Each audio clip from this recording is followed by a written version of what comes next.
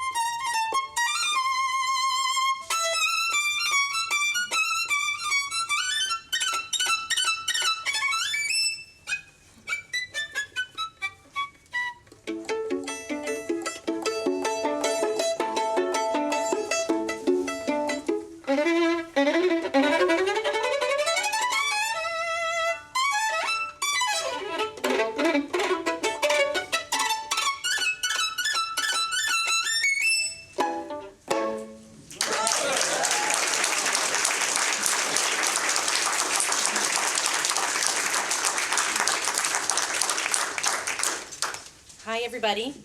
My name is Anthea, and this is really cool for me. Thank you, Trevor. Thank you, James, for giving this a shot.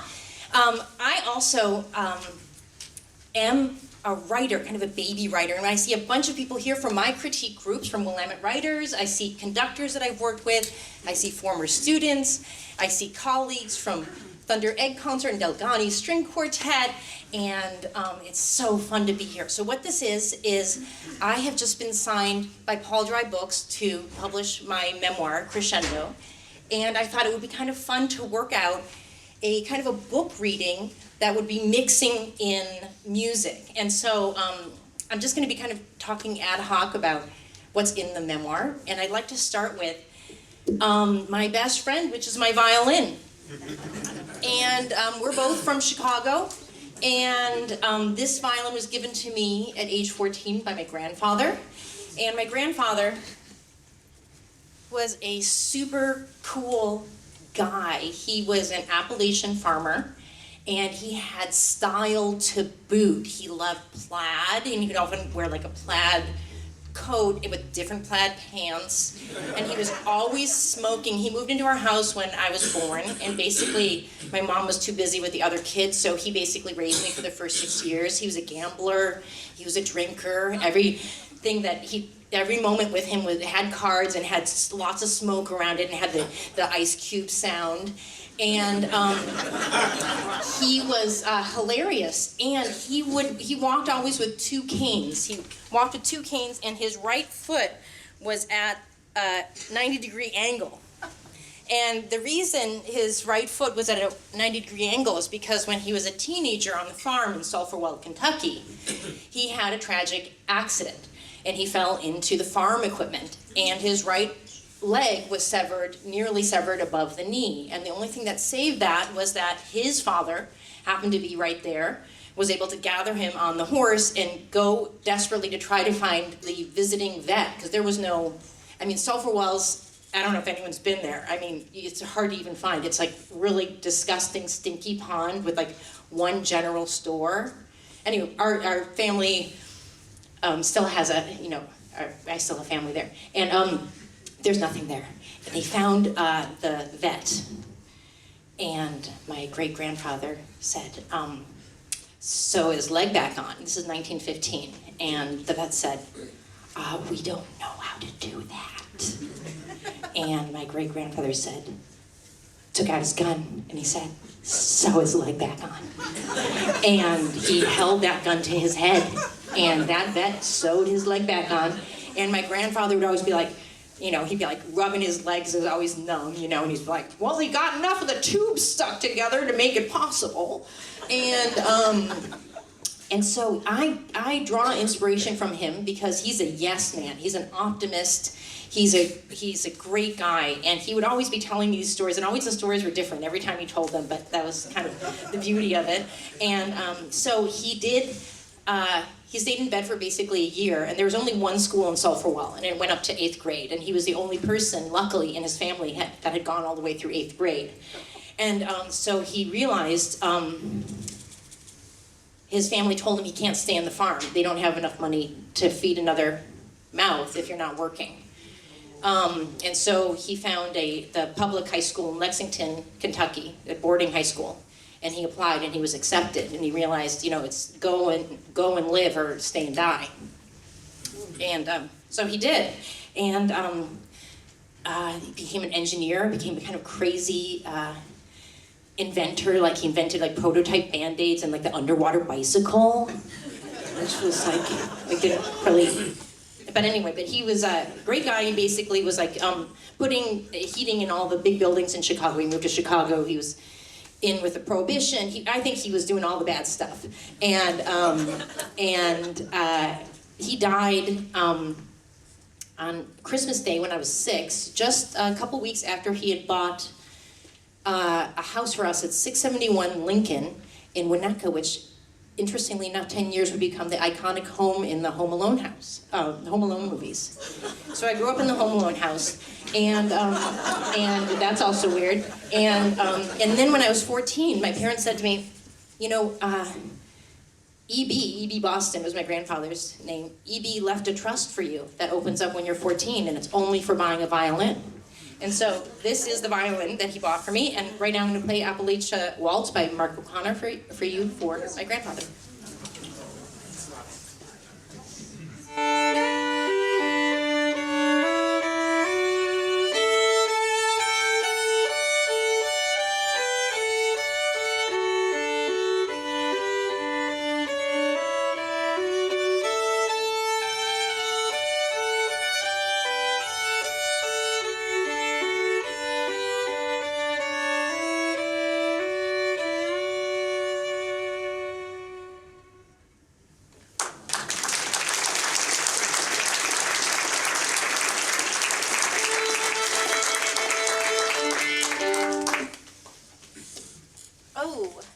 So I started playing violin when I was 2, and Mirabai, I think, is going to start passing around a couple of interesting photos. And so, this is a 32nd size violin. I started on a 64th, but I couldn't actually find a 64th. So we can go ahead and pass it around. And so that's the size violin that a 2-year-old starts to play on. And then during my life, I became very obsessed with violin, and I worked really hard. I can't remember a time when I didn't play violin, and as my passion grew and my obsession grew, so did the intensity of my parents, and this led to. And the kind of like a volatile personality of my father kind of led to me realizing that I had to learn from my grandfather. And if something is impossible, it's time to go and find a different path. And so at age, you can do this other one in your life. At age 16, I decided it was time for me to leave. I'd been playing a lot of concerts. I'd been doing regional competitions and national and international. I was making kind of like a little baby name for myself. And I was ready. I was ready to go. And so I had found a program in the Twin Cities, University of Minnesota, that offered full scholarship for talented high school students to start college early, free of charge. And I told my parents I'd like to go do that. And they said, okay, you can go do that, but we're not going to fund your silly ideas. And so I realized I was going to be on my own at that point. All I had to do, I had free college, I just had to figure out how to pay for everything else, like the apartment and food and things like that.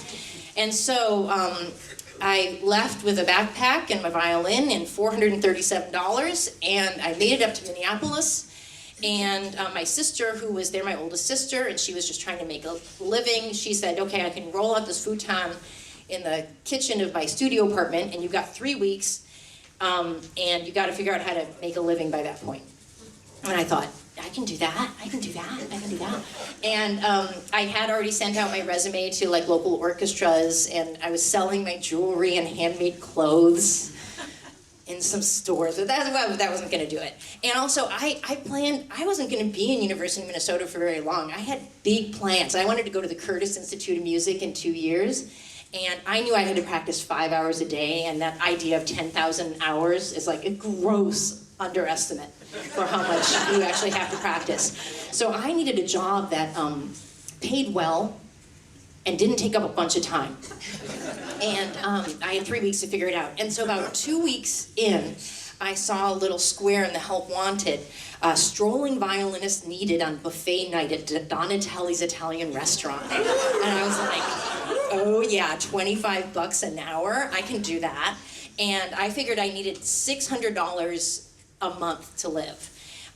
So I borrowed some clothes, I went to the library, I memorized like some Italian street tunes. I can play by ear anyway, so I can kind of, so I could play like all the musicals, and I'm a bit cheesy anyway, so I kind of knew all that stuff. And I went, and I played for them, and they offered me the job on the spot, and I said, I'll take the job, but for twice what you're offering, and I'll take $50 an hour in cash. And I turned around and I walked out, and I thought, oh my gosh, that's like my grandfather would always be bluffing. And but this is the big bluff, because if I don't do this, I'm not going to make it. And they called me the next day, and they turned into my new family away from home. Every Wednesday night, I'd come home with a big bag of delicious, like home-cooked Italian food, and I'd eat that all week until it ran out, and then I get a little skinny, and then I get chubby again on Wednesday. And so right now, I'm going to play for you the Bach E major prelude, which is like standard for violinists, and this is one of the pieces I played in my audition for the Curtis Institute.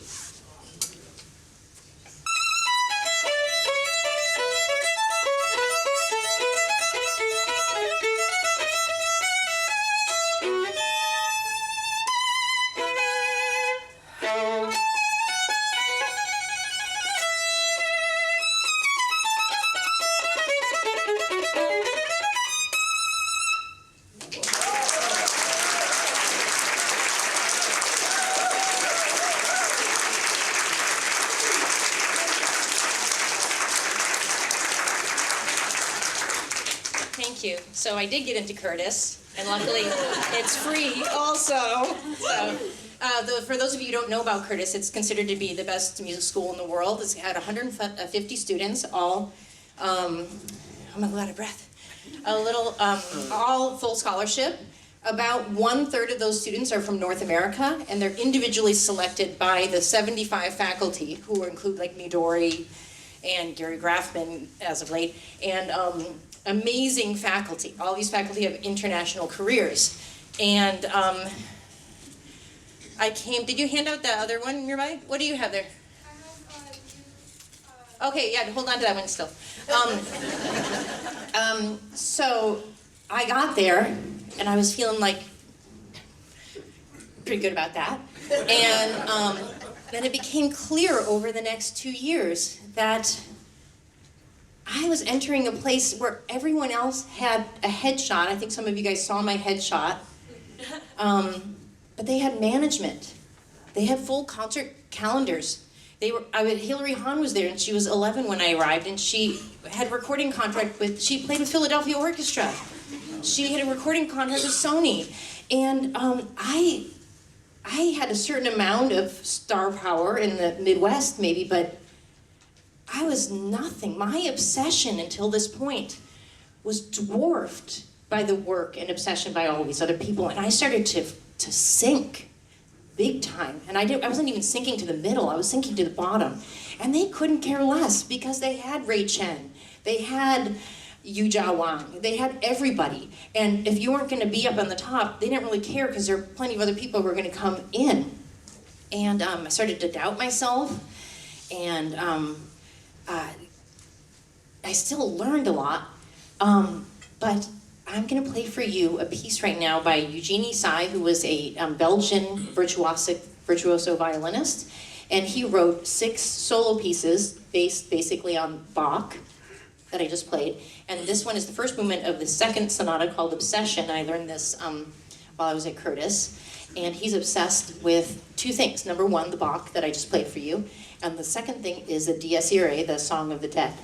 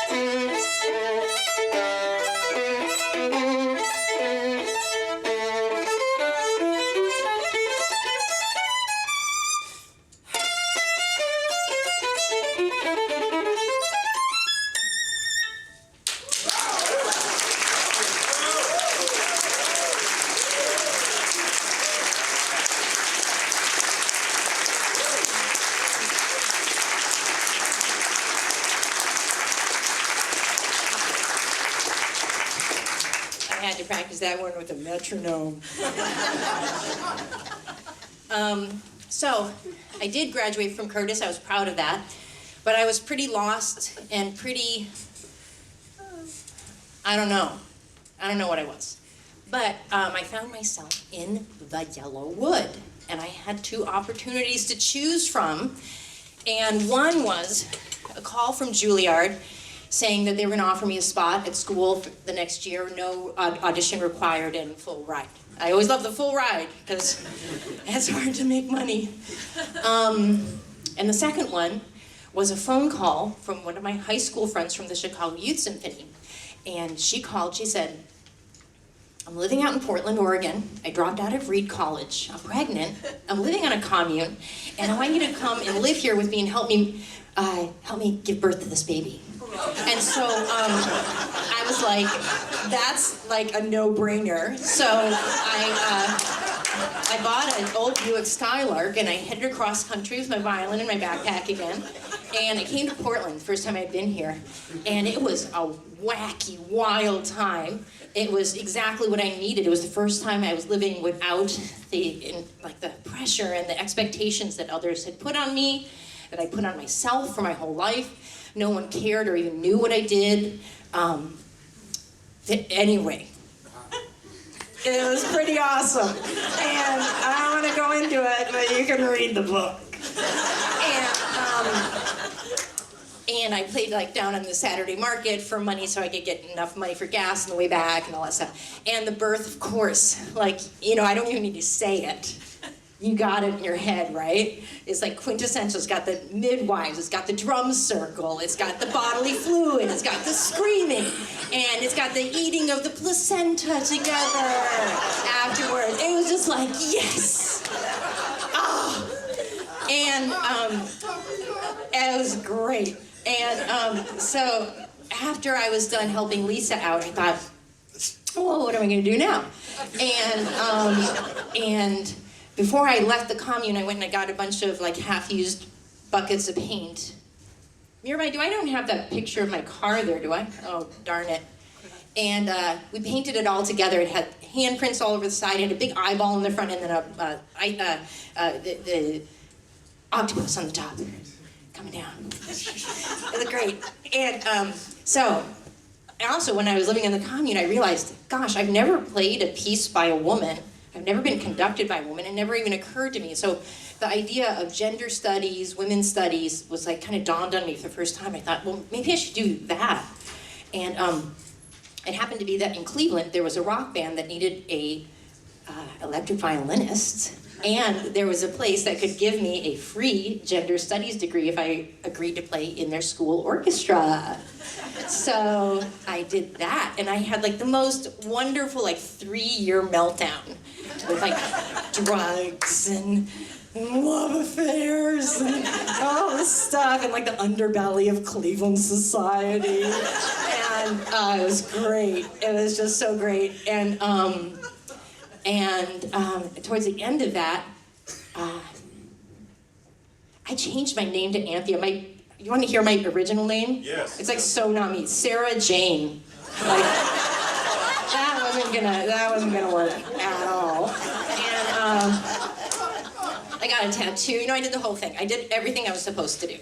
And I broke one of my strings on my violin the day of a really shitty bar gig I had that night. So I was like, oh, I heard that there's a instrument supply place, the basement of Cleveland Institute of Music. So I went down there, get a string, and I heard someone behind me coming up, and someone saying, Sarah, and I was like, no. And also during that time, I was wearing the big black army boots, and I wore a full-length kilt, and I shaved my head except for I had some dreadlocks up on the top. I didn't look anything like myself. And then I also had this thing where I would wear these really disgusting t-shirts with the armpit stains and holes on them, and then I'd draw on them with Sharpie, and I think that day it was incongruent eggplant or something. I was just I was way over all the classical stuff. And And so someone came up to me, and then she tapped me on the shoulder. It turned out to be Nicole Johnson, the cellist, the daughter of Mark Johnson from the Vermeer String Quartet. She said, listen, I got a string quartet. We just lost a member. We got free ride, ding, ding, ding, ding, to Yale Summer School. We're going to study with the Tokyo Quartet. You should come join our quartet just for the summer. And I was like, okay, give me your number. And then we had this huge band breakup. I don't want to go into it, but it was like this really funny argument that I lost. And then, so I called her, and I said, okay, I'll go. Like, the last thing I want to do is sit with a bunch of people from Yale for the summer.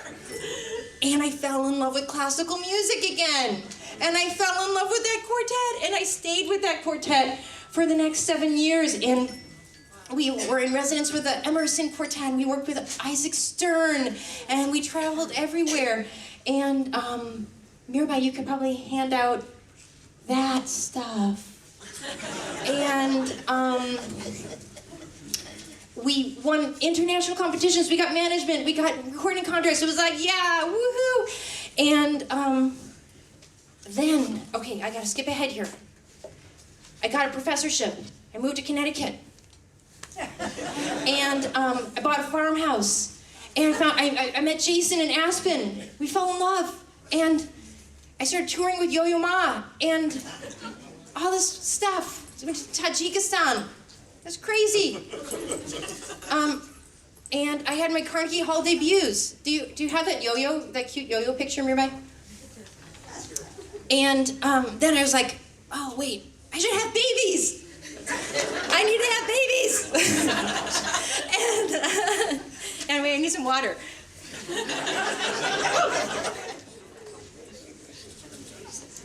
And so in our yearly meeting with our manager, we sat down and I was like, I'm gonna have babies.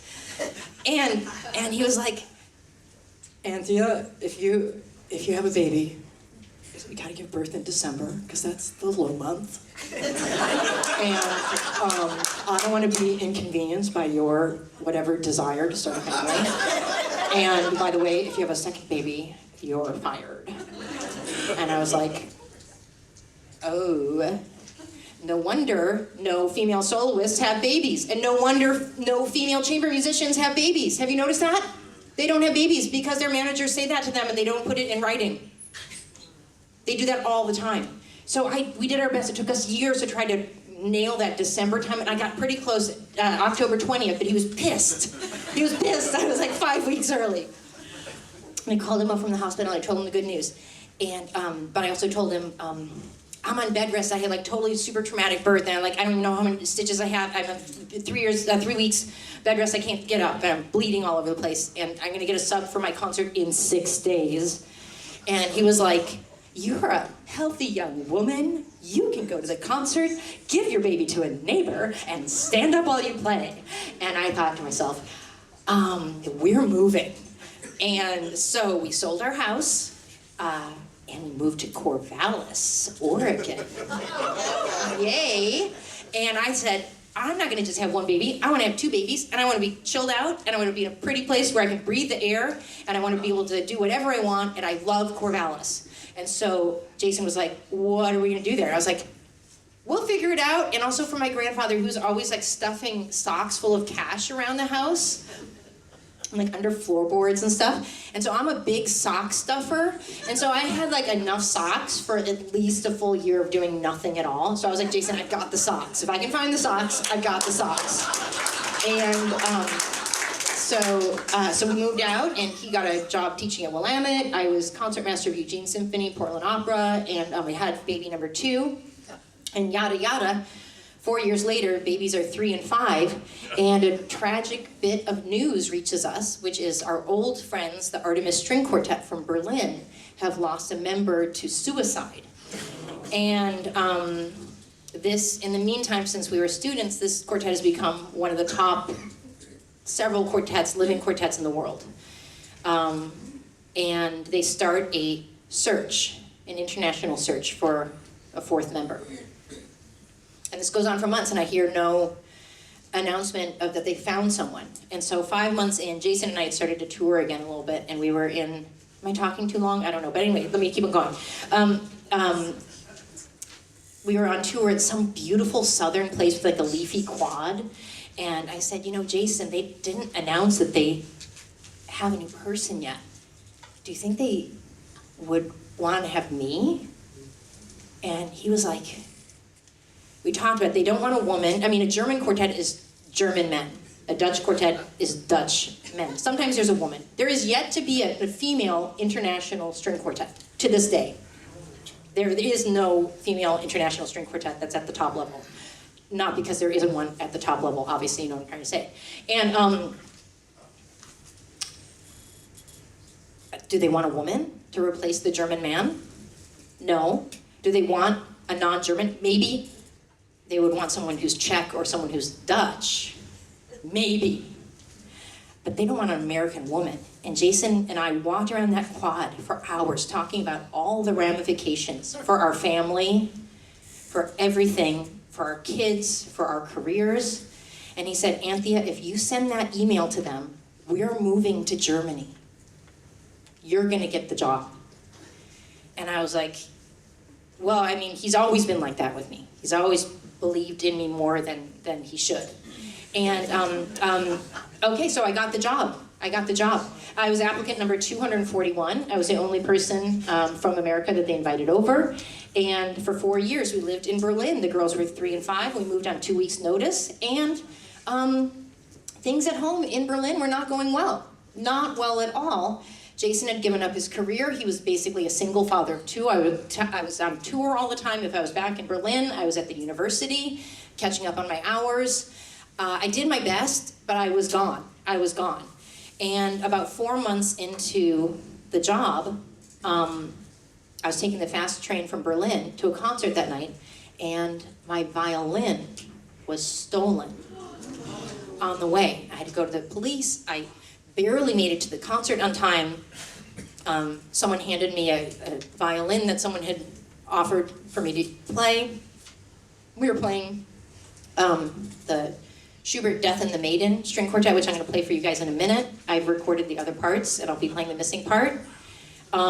This is a piece about death calling to a woman, saying it's better over here, please come over here. And I'm thinking to myself, the person who committed suicide after coming home from one of these really long, grueling tours to find like a note from his wife saying she would be back for the rest of her stuff later. And I'm like, is this what's happening to me? And I think we're gonna press play on that recording in a, oh, wait, just wait 1 second. Before I went out on stage, my phone pings and it's Jason. He says, I've had enough, I'm getting out. But I didn't have time for that. I had a concert to play. And so I'm gonna play for you now a little bit of the Death and the Maiden string quartet.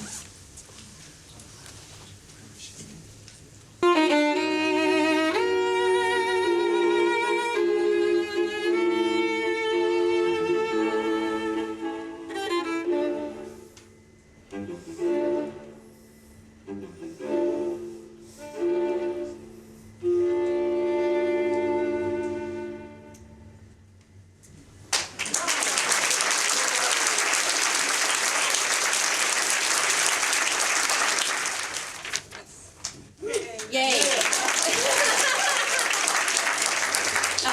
I hired a house cleaner twice a week. He got a job in an amazing Berlin orchestra. The girls got into the John F. Kennedy International School. And we moved to a house that had a lake behind it and had wild boar. And there you go. And so 4 years we lived there. And as the quartet started to break up, I had looked at the list that I had made before moving to Germany of the things I wanted to accomplish. And here's the list. Make a recording with the Artemis Quartet, get a European Grammy, play in the Berlin Philharmonic, Jason find a career in Germany, girls learn how to speak German, all of us travel and become less fearless, be in a documentary, sit concertmaster of a major European orchestra, and write a book. And I did all of that.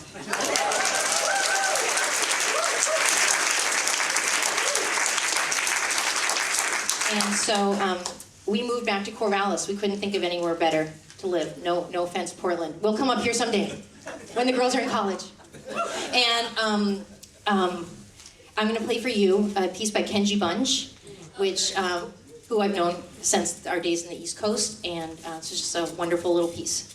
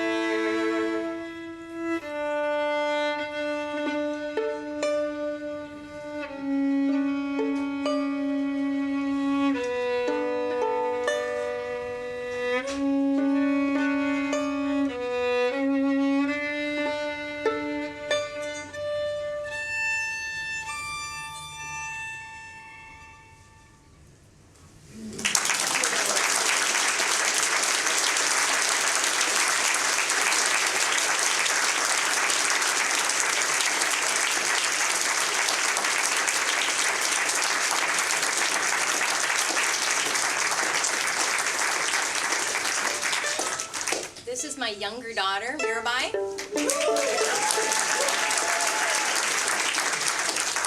This is the violin that her grandmother gave her. She's 14. And so we're going to play a duet for you on the instruments that our grandparents gave to us.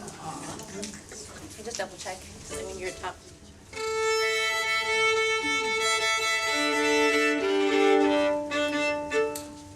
Okay.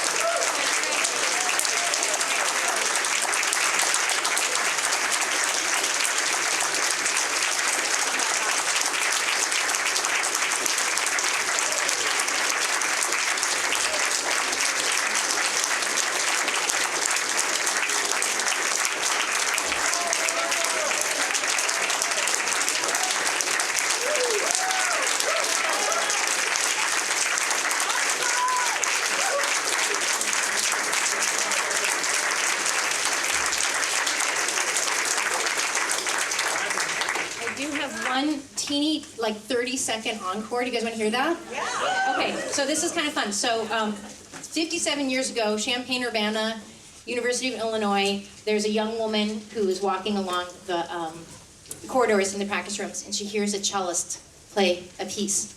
And she sits, and she hesitates, and she waits, and then she knocks on the door when he's done, and 2 years later, Jason was born, and here's the piece that she heard. Okay, it's gonna do so fast. Okay, here's my viola.